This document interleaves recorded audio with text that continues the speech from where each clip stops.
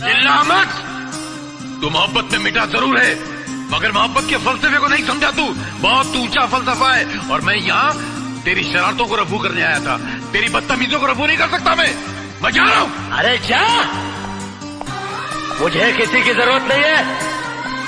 अरे जब मैंने अपने दिल में रहने वालों के जाने का अफसोस नहीं किया तो घर से जाने वालों की परवाह क्या करूं। मास्टर, तो सिर्फ बातों की चिंदियां रफू कर सकता है, दिलों के चिथड़ों को नहीं। चल जा। रे पागली, रे पागली, रे पागली, रे पागली, रे पागली, रे पागली, रे पागली, रे पागली।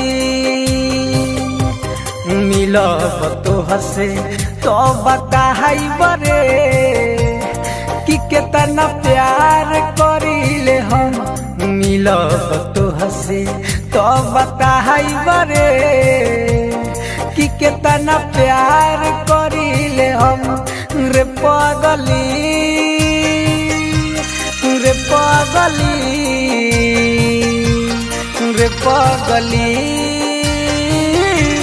रे पागली। तुम क्या समझती हो, मुझे तुम्हारे जिस्म की जरूरत है?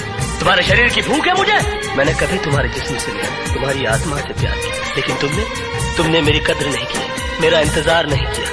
मुझे किसी गुजरे हुए वक्त की तरह भुलाकर किसी और का हाथ थाम लिया। प्यार हम दोनों ने किया, मगर तड़पना सिर्फ मेरे नसीब में। तोह के कमाल मुबा दर्द में बानी हो, ऐसन सजा हमके काहे दिहल तुरानी हो। हमारा पका बीते इन तोहरा बुझाई हो, याद तोहर रानी हो मुअल पजाई हो। रे पागली, रे पागली, रे पागली, रे पागली। कृष्णा, तू करता है कि नहीं? करता है? हाँ? नहीं? नहीं? हे राम! कृष्णा, ये तुमने क्या किया? दुनिया सच्चाई का सबूत मांगती है। नहीं। तोरा पीले तोहरा बिना कुछो न भावेला, याद आवेलू एतना अखिया लोरावा बहावेला। राइटर लड्डू सुनो मनवा न लागेला, चंदन के अखिया में अब निंदियो नया हवेला। रे पागली,